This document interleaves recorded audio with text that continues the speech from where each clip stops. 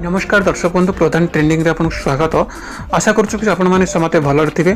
आज आम आपन को देखा जाऊँ एमती एक घटना जहाँ देखिए आपण रूम टांकुरी उठिबो। तो बिना समय खराब करी आसतु नजर पकाइबा से घटनार वीडियो उपरे।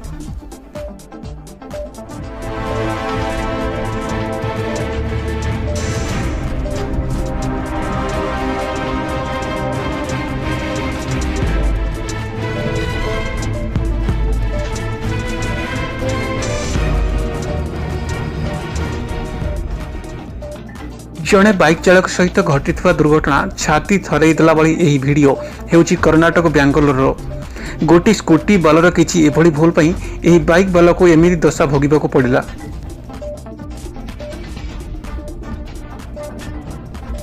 बाइक बाला कौन प्रकार स्कूटी बाला सहित धक्का हेबार तो रोकीदेला, किंतु बाइक स्पीड एते थिला जे से स्पीड कंट्रोल करि न पारी गोटे दुकान सामने थिबा एक कंक्रीट पत्थर रे धक्का होई कम से कम 10 फुट ऊपर उड़िकी तले पड़िला।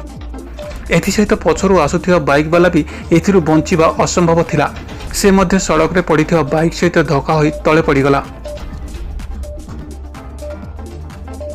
किंतु सही स्कूटी चालक ऊपर टिके नजर पकांतु, जहाद्वारा एते बड़ कांड हो गला।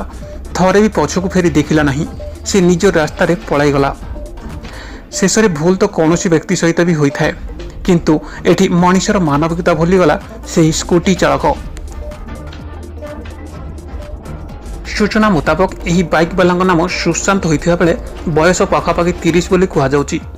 यह सहित से व्यक्ति को परे किछि लोक हॉस्पिटल नहीं जाइथिले, किंतु बंचाइबा संभव हो पारि नथिला। अन्यपटे पछरे आसी धक्का होइथिबा बाइक बालार किछि अधिक क्षति होई नथिला। तेबे एही घटना रे किछि एमिति कथा अछि जहा जानि नियंतु।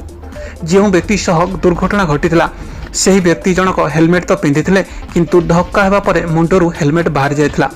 एहार कारण कौन होई पारे? से भलकरी हेलमेट पिंधि नथिले ना धक्का एते जोरे लागिथिला जे हेलमेट लॉक भी खोली जाइथिला।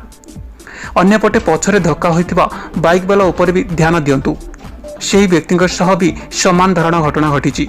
धक्का हेबा परे मुंडरू हेलमेट बाहर जाइथिला। एही क्षेत्र रे आपण कहार दोष देबे? हेलमेट पिंधिथिबा व्यक्तिर ना पुणी हेलमेट बनाइथिबा कंपनीर? एही वीडियो सोशल मीडिया रे पोस्ट हेबा परे सारा देश रे खूब जोर भाइरल हेबार लागिछि।